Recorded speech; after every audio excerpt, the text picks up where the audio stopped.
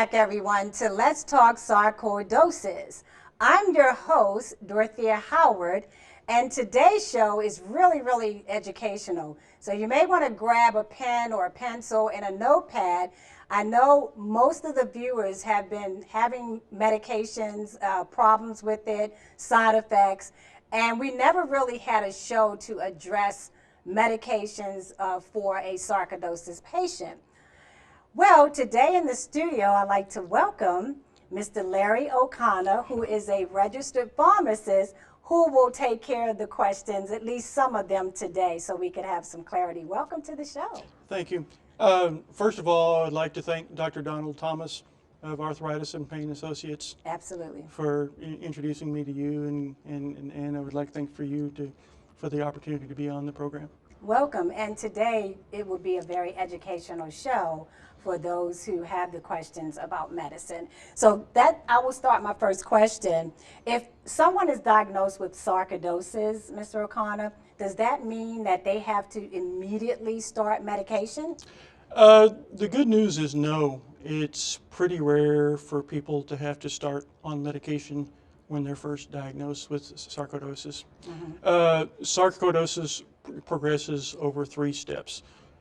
It's of an unknown cause. It's either a genetic or environmental cause that causes the body to produce inflammation. The genetic cause, unfortunately, it affects African Americans 4 times more than Caucasians, and at this moment they haven't figured out what environmental causes might cause this to begin progressing. The first step is the inflammation. The second step, the body tries to wall off this inflammation in something called a granuloma, which is just a walled off portion of the inflamed tissue, because body forms granulomas when it's difficult, when an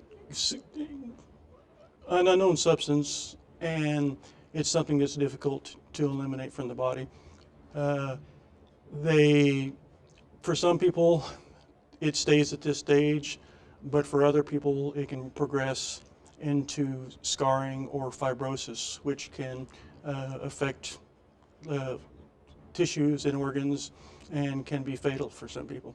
The good news is that 60% of people who are diagnosed with sarcoidosis, they do not require medication, and it kind of resolves over a couple of years.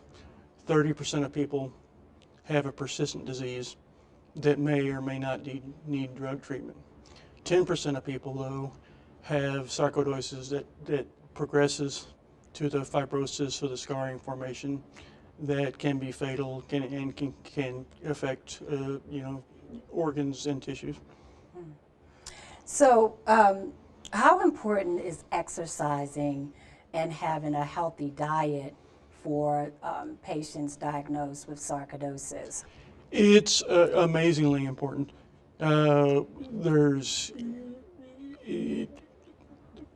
It's important. The most important thing with a disease like sarcoidosis is be in regular contact with your doctor. If anything changes, give them regular updates and keep your appointments. To keep your vaccinations, get all your current vaccinations, your vaccination for the flu, your pneumonia vaccine, and a vaccination for the shingles called Zostavax. A healthy diet, plenty of fruits and vegetables, helps sarcoidosis and also helps maintain a good body weight, which is difficult for sarcoidosis patients.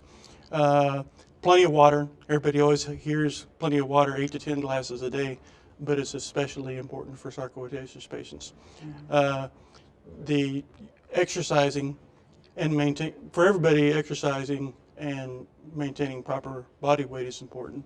But for sarcoidosis patients, because the medications are on, and to maintain their proper body weight, plus exercise can help you maintain a good body weight and improve your lung function, because 90% of sarcoidosis patients have some kind of lung involvement.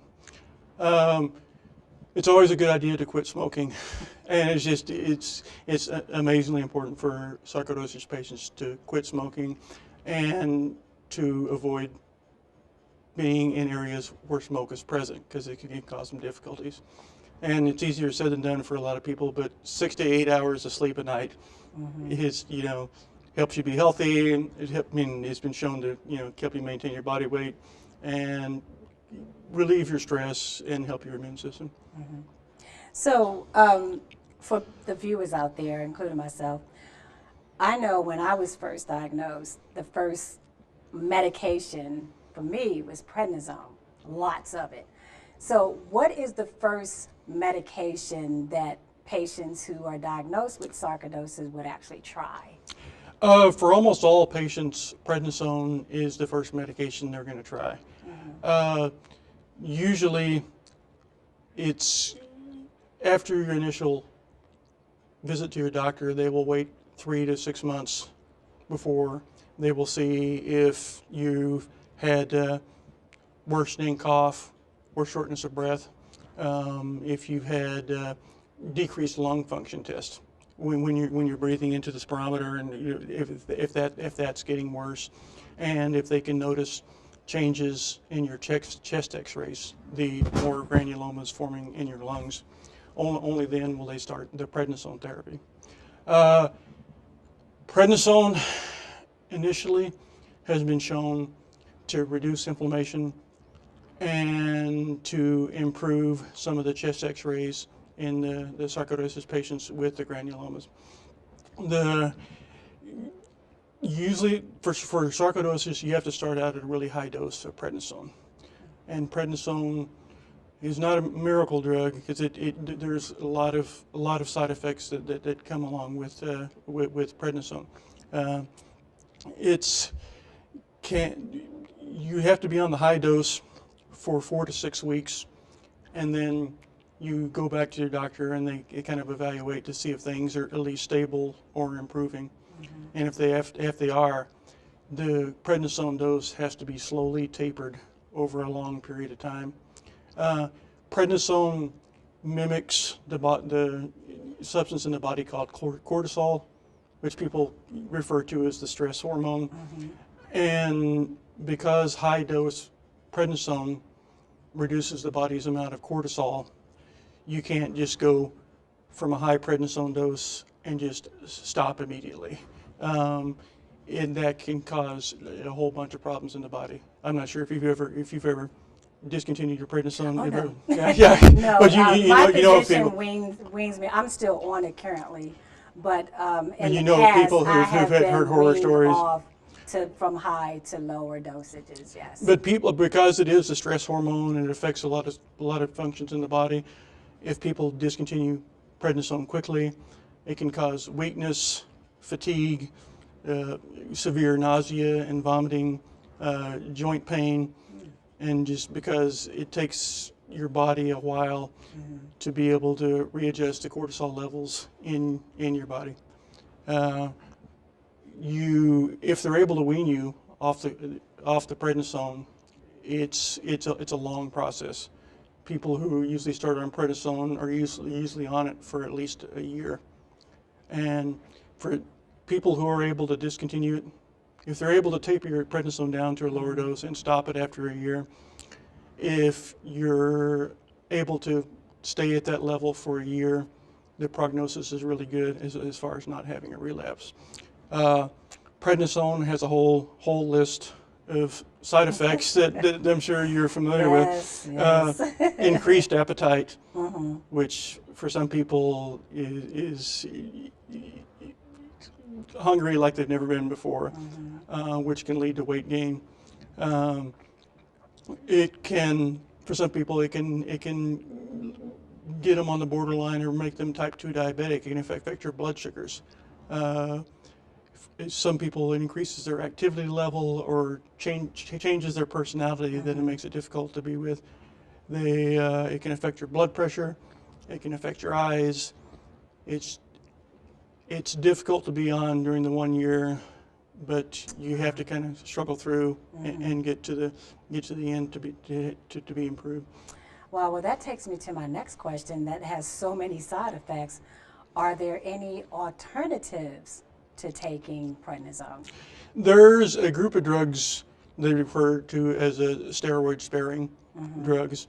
These are medications that are usually used in rheumatoid arthritis. A drug called methotrexate, which has both affects your immune system and it's also anti-inflammatory. There is azathioprine, leflunomide, or known as Arava. If you have sarcoidosis with skin involvement, people use it's actually a malaria drug, but they use it it was developed as a malaria drug, but they use it in arthritis and in patients with sarcoidosis with skin involvement. It works great for arthritis and it can help with sarcoidosis, but it can cause eye problems. And it's very, very important that you see your doctor at least once a year to make sure there's no eye problems. These steroid-sparing drugs, again, it's not a miracle drug, but it's what sarcoidosis patients have now. And it takes several months to start seeing an effect of the medication. And like I said, keeping in touch with your doctor is always important. With the methotrexate, with the azathioprine, and with the leflunomide, you have up to 50% of people with sarcoidosis have problems with their livers or liver involvement with the granulomas. And these medications require liver monitoring. And because you need your immune system as strong as you can be, with the methotrexate, with the azathioprine, with the leflunomide, it's important to get blood work to make sure that your body's immune fighting properties are not being affected by the medication. Yeah. Okay, so I'm going to play devil advocates. For a lot of patients who have sarcoidosis, what happens if those alternatives doesn't work? Then what's the next step? For people who have sarcoidosis that affect the nervous system, or sometimes when you're on the steroids, they can add, if the steroids don't work, if you're on it, if you're tapered down and you can't taper down enough, if you're starting to have, despite maintaining the steroid therapy, you're not improving, you can add, or some people just absolutely refuse to take the steroids because of the weight gain, because of the insomnia, because if those three occur, with some patients, you can add the methotrexate or some of the other steroid-sparing drugs together as a combination. If these combinations don't work, there's a medication. It's it's kind of a scary name. It's the anti-tumor necrosis factor. You've probably seen commercials on the television for Humira or Remicade. I've seen that. Yeah, I've heard that. Primarily for arthritis. I've heard of that medication. It's tissue necrosis factor. Tumor necrosis factor sounds pretty scary, but in the pathway that leads to inflammation in the body is thought to involve this tumor necrosis factor. And this is a monthly injectable that can be used for people who have not had success with either the steroids or the steroid-sparing drugs. And it's also effective for used in people with sarcoidosis that affects the nerves or neurosarcoidosis.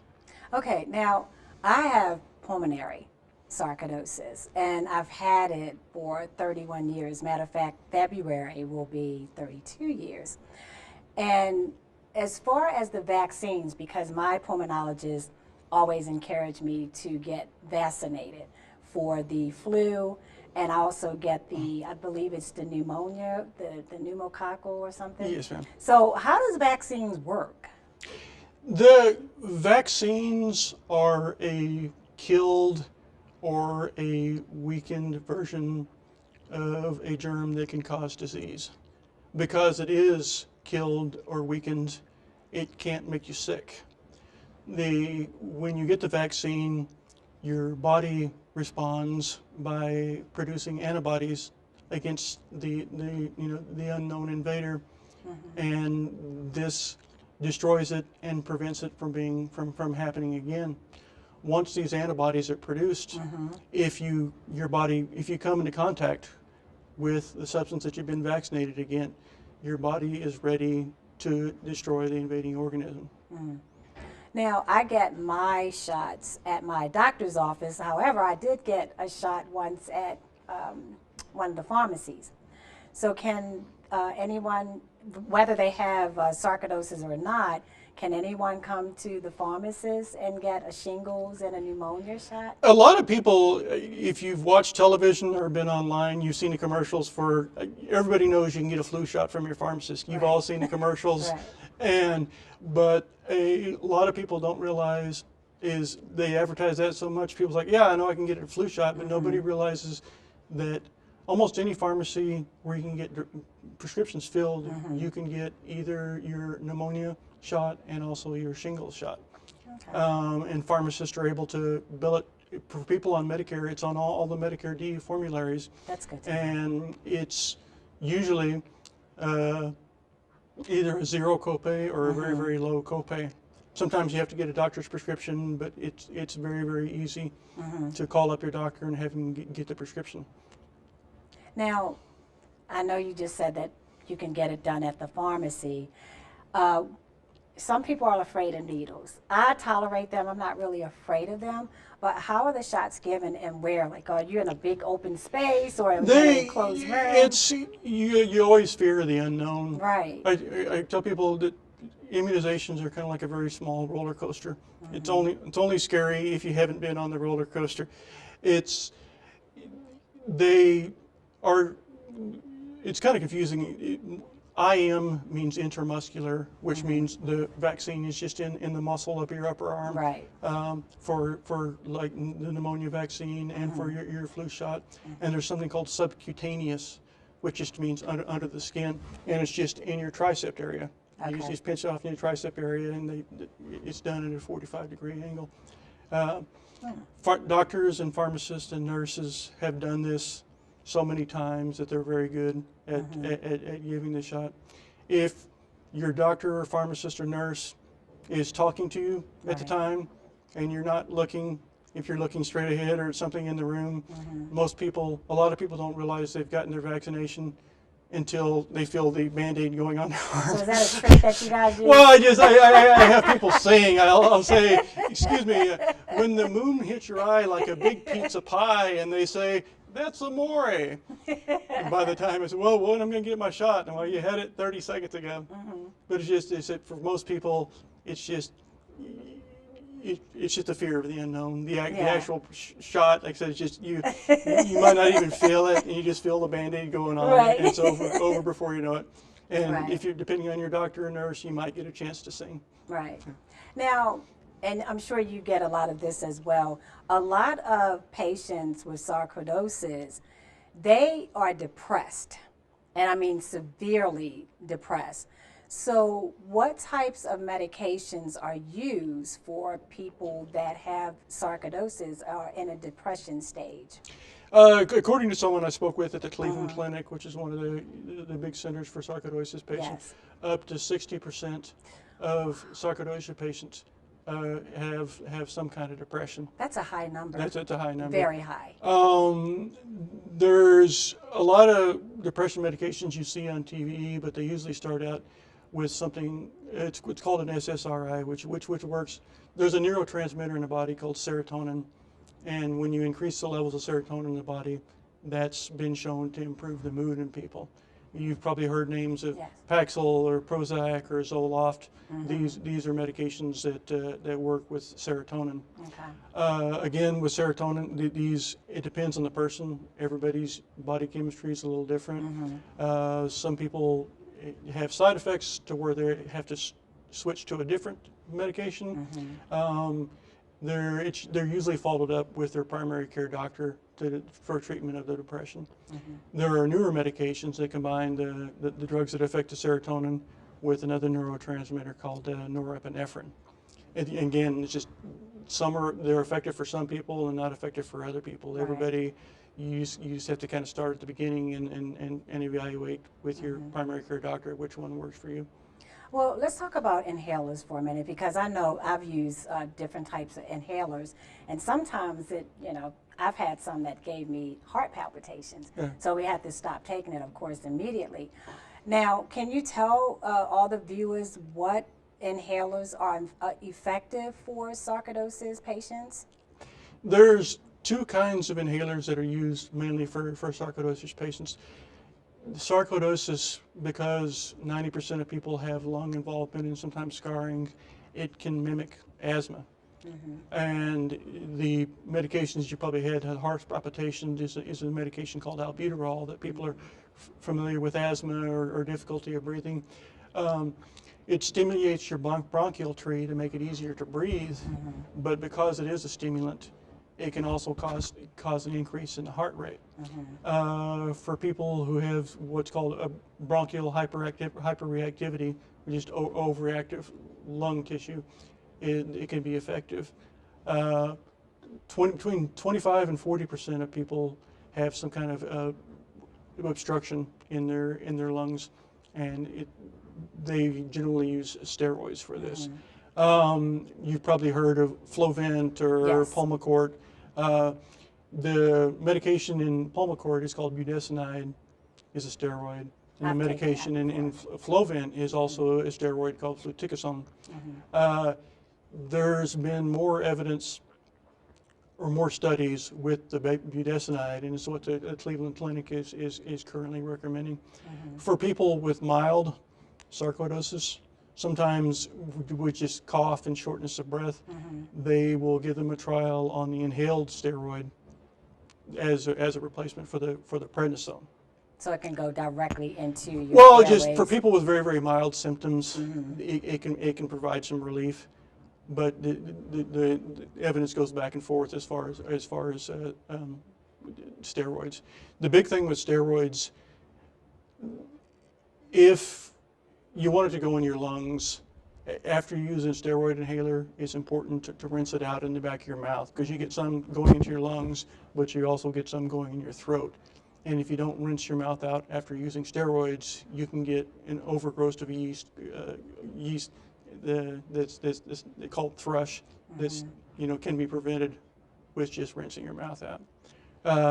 Inhalers again are not a cure-all, but Right. for people with beginning sarcoidosis, which is cough and shortness of breath, it can be used. And the rescue inhaler, the one with the heart palpitations, but you just have to be careful. The more you use it, the more it stimulates, and the more it can cause heart difficulty. Now, for the viewers who are afraid to get vaccinated for whatever reason, some people think that it actually gives you the flu. Can you tell viewers why it's important, for those who have sarcoidosis, why it's important to be vaccinated? The sarcoidosis can have long-term effects on major organs like the scar tissue in the lungs and in the skin that makes infections worse. It makes it more difficult to fight infections. Also, most sarcoidosis patients are on immunosuppressant drugs, like the prednisone or the methotrexate, azathioprine, or the Plaquenil. And for people who get these infections, who are on the immunosuppressant, the infections tend to be worse. Right. So I heard that the vaccines are not 100%. Can you just elaborate a little There bit? are very few things in life that are 100% effective.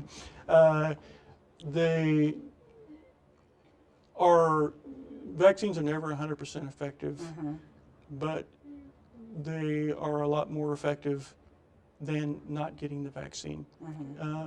You still have a chance of getting it, but even the people who do get it, who are vaccinated, it tends to be a milder and more manageable form.